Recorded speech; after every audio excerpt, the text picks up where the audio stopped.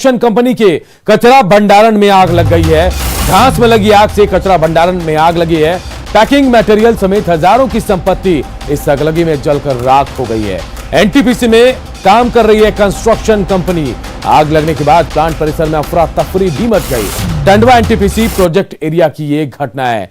तो एक्सक्लूसिव तस्वीरें भी हम आपको न्यूज 18 बिहार झारखंड के टीवी स्क्रीन पर दिखा रहे हैं, जहां चतरा के कंस्ट्रक्शन कंपनी के कचरा भंडारण में आग लग गई है और घास में यह आग लगी थी, जहां से चलते हुए कचरा भंडारण तक यह आग पहुंच गई।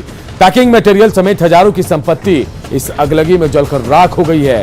बताया जा रहा है कि यह कंस्ट्रक्शन कंपनी जो है एनटीपीसी में काम कर रही है। आग लगने के बाद प्लांट परिसर में अफरा तफरी भी मच गई। टंडवा एनटीपीसी प्रोजेक्ट एरिया की यह घटना है।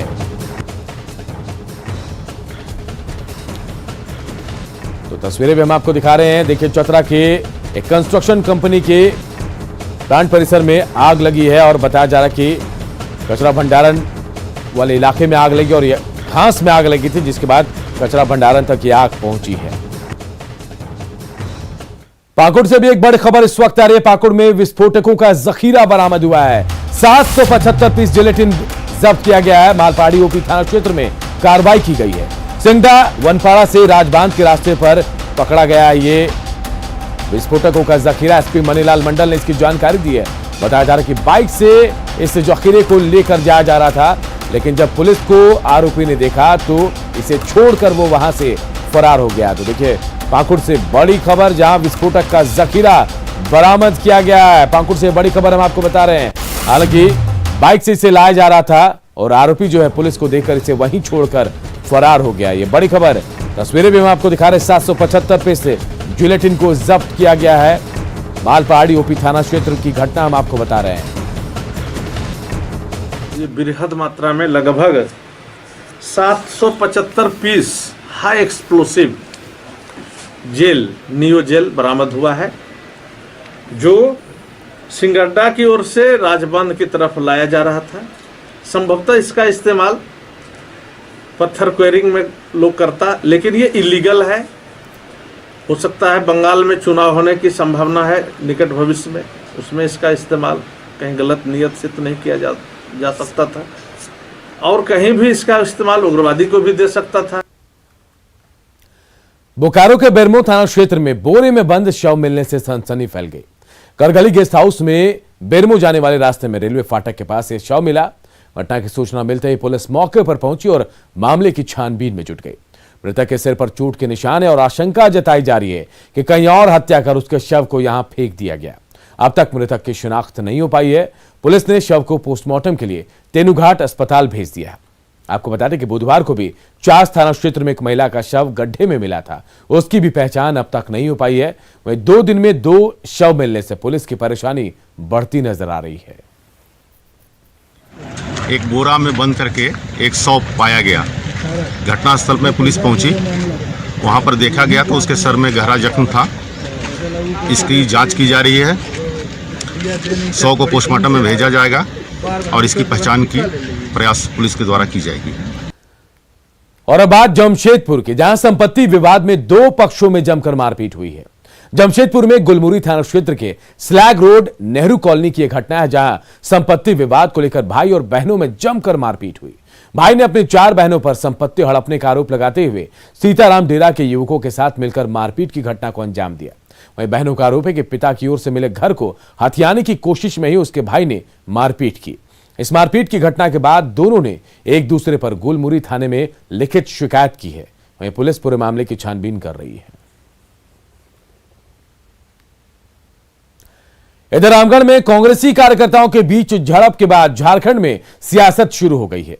कांग्रेस नेता बंधु तिर्की ने जहां इसे पार्टी का आंतरिक मामला बताते हुए अनुशासन कमेटी की जांच की बात कही, तो बीजेपी ने इसके लिए राहुल गांधी को जिम्मेवार ठहराया और कहा राहुल काल में कांग्रेस में पद के लिए लड़ाई हो रही है। पार्टी में अनुशासन कमेटी है, तो इस पर उसको जांच करेगी और इस तरह का घटना नहीं होनी चाहिए भविष्य में, इसकी पुनरावृत्ति ना हो, इस पर सुनिश्चित करने की आवश्यकता है।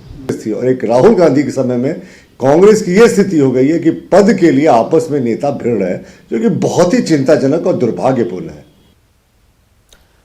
धनबाद का बाघमारा कॉलेज एक बार फिर विवादों में है। इंटर की छात्रा ने एक प्रोफेसर पर अश्लील हरकत करने का आरोप लगाया। इसके बाद उसके परिजन भड़क गए और प्रोफेसर की कॉलेज में ही जमकर पिटाई कर दी। आरोपी प्रोफेसर इससे पहले भी विवादों में रहे हैं। फिलहाल प्रोफेसर के खिलाफ थाने में शिकायत दर्ज कर लिया गया और पुलिस मामले की छानबीन में जुटी है।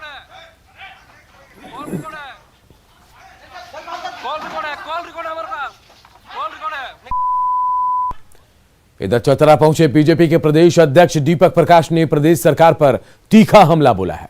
उन्होंने हेमंत सरकार पर लोकतांत्रिक मूल्यों का हनन और संवैधानिक ढांचे को खत्म करने का आरोप लगाया। साथ ही राज्य में कानून व्यवस्था की स्थिति खराब होने का भी दावा किया। वहीं झारखंड में जंगल राज कायम रहने का भी आरोप लगाते हुए सरकार के खिलाफ आंदोलन का ऐलान भी किया है। आज झारखंड जिस चौराहे पर खड़ा है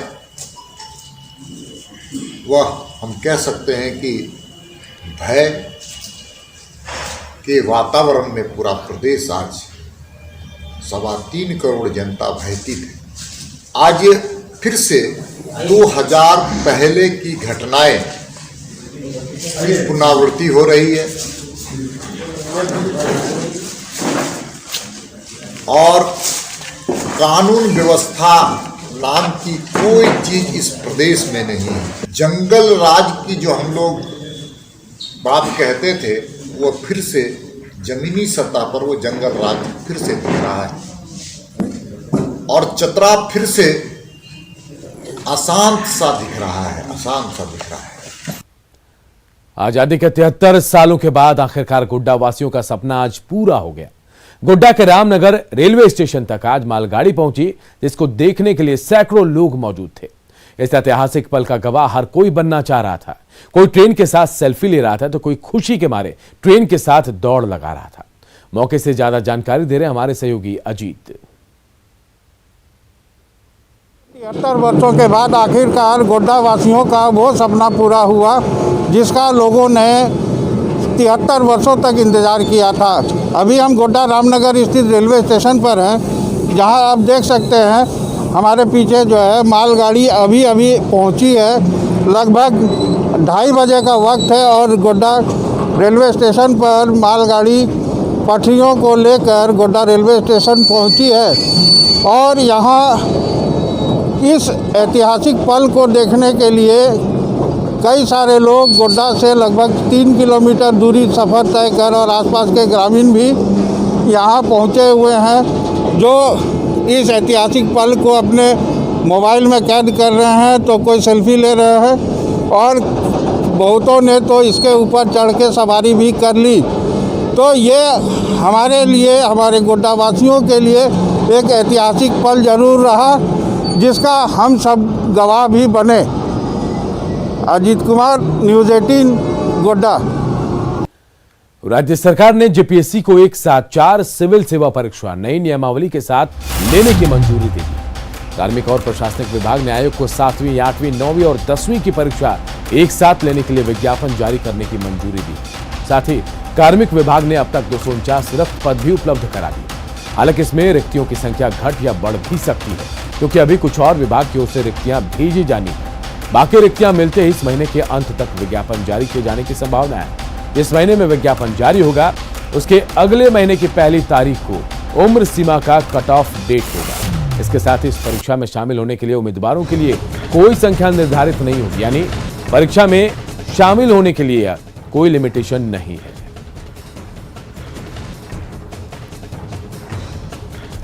खबर हजारीबाग से, जहां आंगनबाड़ी में बच्चों को अब निजी स्कूलों की तरह पढ़ाया जाएगा। इसके लिए एक सिलेबस भी तैयार किया गया है, जिसे अप्रैल से हर आंगनबाड़ी केंद्रों पर लागू किया जाएगा। सिलेबस को ठीक तरह से लागू करने के लिए प्रमंडलीय स्तरीय महिला पर्यवेक्षिकाओं को प्रशिक्षण दिया जा रहा है। इसमें हजारीबाग, रामगढ़, चतरा और गिरिडीह की महिला पर्यवेक्षिका 5 दिनों तक ट्रेनिंग लेकर आंगनबाड़ी केंद्र की दूसरी सेविकाओं को प्रशिक्षित करेंगी। इससे पहले आंगनबाड़ी केंद्रों पर बच्चों को बेसिक शिक्षा दी जाती थी। नए तरीकों से पढ़ाई के बाद बच्चों के भविष्य के उज्जवल होने की उम्मीद जताई जा रही है। चतरा, कोडरमा और हजारीबाग के 10-10 प्रशिक्षक हैं। ये early childhood care and education के पे है। ये हमारी प्रशिक्षण 5 दिवसीय आवासीय प्रशिक्षण चल रही है। इसमें हमारा पहले आंगनवाड़ी सेंटर का कोई भी हमारा करिकुलम नहीं था। अब हमारे सभी राज्य के, झारखंड राज्य के सभी आंगनवाड़ी केंद्रों में करिकुलम बेस्ड प्रत्येक 12 महीने के लिए सिलेबस तैयार हो गया। एक आंगनबाड़ी कोर्स को एक सिलेबस के रूप में उसको ढाला है, तो उस सिलेबस के द्वारा जब हम बच्चे को पढ़ाएंगे तो बच्चे जो हमारे हैं वो सुनियोजित ढंग से और अरेंज्ड फॉर्म में आंगनबाड़ी भवन में शिक्षा ग्रहण करेंगे और कल जाके जो उसका जो आउटपुट निकलेगा मेरे ख्याल से और ही बहुत ही फुटफुट हो। राज्यसभा चुनाव 2016 में हॉर्स ट्रेडिंग मामले में जगन्नाथपुर थाने में दर्ज प्राथमिकी के आरोपी ADG Anurag Gupta high court पहुंच गए। उन्होंने जगन्नाथपुर थाने में अपने ऊपर दर्ज प्राथमिकी के साथ साथ सरकार के निलंबन संबंधित आदेश को भी चुनौती दी। हाईकोर्ट में आवेदन देकर उन्होंने अपने ही खिलाफ सीबीआई से जांच कराने का आग्रह भी किया है। उन्होंने कहा कि झारखंड पुलिस की जांच में उन्हें इंसाफ की कोई उम्मीद नहीं है। एडीजी अनुराग गुप्ता के आवेदन के आधार पर हाईकोर्ट ने सरकार को शपथ पत्र दायर करने का आदेश दिया है। इसके जरिए सरकार को केस संबंधित सभी तथ्य और केस की वर्तमान स्थिति से हाईकोर्ट को अवगत कराना है।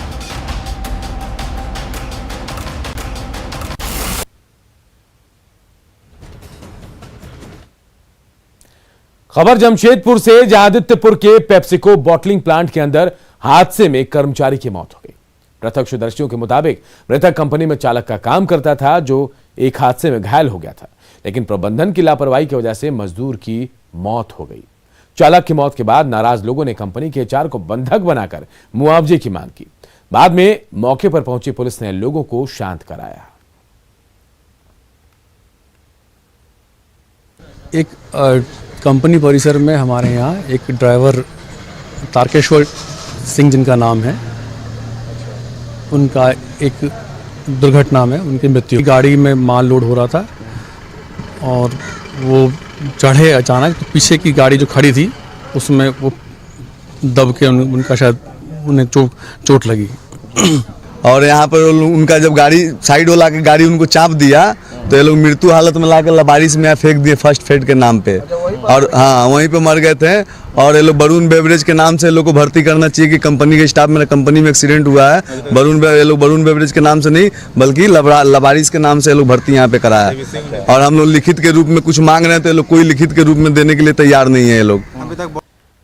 गढ़वा में उनचरी मोहल्ले से होकर गुजरने वाली तलैया नदी के आसपास 10 गांवों के लिए शमशान घाट बना हुआ था।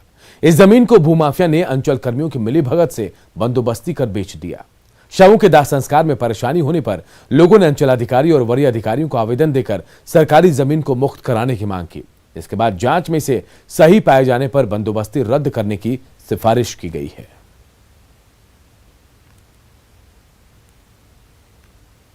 शरीफ अंसारी के बेटा जो है अली जान असगर अंसारी, इन लोग के द्वारा अवैध मांग खोलवा कर, अवैध तरीका से डिमांड खोलवा कर और उसको भूमि को शमशान घाट के बिक्री सब कर दिए हैं।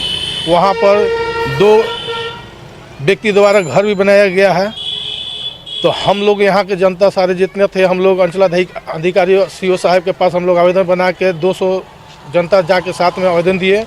वहाँ जांच पड़ताल करके LRDC साहब के पास हम लोग भी गए, वहाँ भी पहुँचा है कागज़। जांच कराई गई और सही पाया गया और गौरमजुलवा खाते की ज़मीन है और जो भी जमाबंदी उस पर कायम की गई है उन सभी जमाबंदियों को रद्द करने के लिए अनुशंसा करके अभिलेख को भूमि सुधार उपसंहर्ता को भेजा गया है। चौतरा से होकर गुजरने वाली जिले की लाइफलाइन NH 100 का हाल बदहाल है। यहां सड़क में गड्ढे या फिर गड्ढों में सड़क कहना मुश्किल है। सिमरिया को हजारीबाग से जोड़ने वाली यह सड़क राष्ट्रीय स्तर पर काफी महत्वपूर्ण है। वहीं बंगाल से लेकर दूसरे राज्यों तक पहुंचने के लिए कारोबारियों के लिए काफी अहम भी है। यहां की 50 किलोमीटर दूरी तय करने में लोगों को घंटों लग रहे हैं। जर्जर सड़क से आए दिन हादसे भी हो रहे हैं। लोगों ने सड़क की जल्द मरम्मती की मांग की तो वहीं सिमरिया विधायक ने राज्य सरकार पर लापरवाही का ठीकरा फोड़ते हुए उदासीन रवैया अपनाने का आरोप लगाया और साथ ही जल्द सड़क निर्माण नहीं कराए जाने पर सड़क पर उतरकर आंदोलन की चेतावनी भी दी है।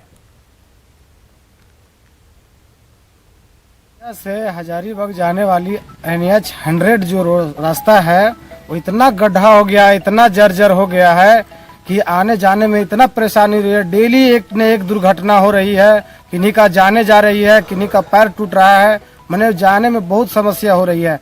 और प्रशासन और सरकार जो है सो चैन का नींद सो रही है, किन्हीं को इस पर रोड पर ध्यान नहीं है। विभाग के सचिव को लिखा है और उनसे कहा है कि आप अविलंब यह काम शुरू कराइए, गुणवत्ता काम कराइए, और अगर काम जल्द शुरू नहीं हुआ तो हम सड़क पर उतरेंगे। गुमला के ग्रामीण क्षेत्रों में फलों की खेती को लेकर ग्रामीणों में उत्साह देखने को मिल रहा है। जिला उद्यान विभाग की सहायता से सरकार की ओर से मुहैया कराए गए फलदार पौधे आज ग्रामीणों को आर्थिक लाभ दे रहे हैं। घाघरा प्रखंड के बेलागड़ा गांव के किसान सोमरा उरांव की अमरूद से अच्छी कमाई हो रही है। उन्होंने बेकार पड़ी जमीन पर 200 से अधिक पौधे लगाए, जिनसे आज 40 किलो से अधिक फल हर दिन मिल रहा है। वहीं फल की अच्छी क्वालिटी से खरीदार भी दूर दूर से उनके बागान में फल खरीदने आ रहे हैं। तो करीब 225 पौधा लगाए थे, लेकिन उसमें कुछ मरा तो वही लगभग 200 है। तो एक बार तोड़ते तो कितना निकलता है अमरूद? अमरूद निकल जाता है एक बार में। ये तो रोज तोड़ने वाला चीज़ है, हर रोज पकता है, तो करीब करीब 40 किलो एक दिन में निकल जाता है। इनका मेहनत को देखकर लगता है कि काफ़ी मेहनत इन्होंने किया है। और अमरूद का जो इनका फसल है, आप मेरे हाथ में देख सकते हैं, बहुत ही पुष्ट फसल है। और हम लोग घाघरा से इनके यहाँ खरीदने के लिए आते हैं और यहाँ सब लोग खरीद के ले जाते हैं और घरों में इसको हम लोग खाते हैं सब मिलके।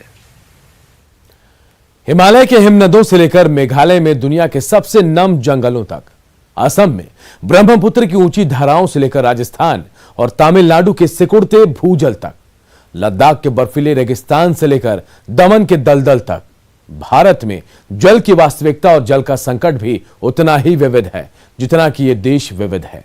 आज हम इसके कई पहलुओं में से एक पहलू को प्रस्तुत कर रहे हैं। स्वच्छता और पानी, सोचो तो क्यों है आज सहमा सहमा पानी, ये चुपचाप पानी क्यों? चलो बदल दे ये कहानी, कहानी बचा ले निशानी। पूछेगी धरती तब कहा कि तुम, नदी रो रही थी तब कहा थे तुम, स्वच्छता और पानी हमको बचानी है ये जिंदगानी। और इस बुलेटिन में इतना ही, लेकिन खबरें लगातार जारी है। देखते रहिए न्यूज़ 18 बिहार झारखंड।